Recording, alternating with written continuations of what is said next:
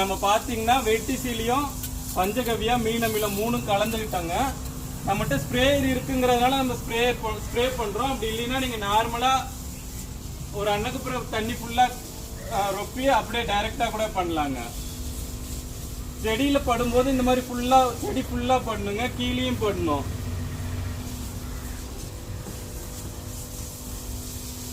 இந்த மாதிரி ஸ்ப்ரே பண்ணிட்டீங்கன்னா உங்களுக்கு 1 வீக்ல உங்களுக்கு நல்ல ரிசல்ட் தெரியுங்க. 3 கலந்துருக்கிறதுனால எவ்வளவு சீக்கிரம் நல்ல பயிர் வளர்ச்சி சீக்கிரமா வருங்க.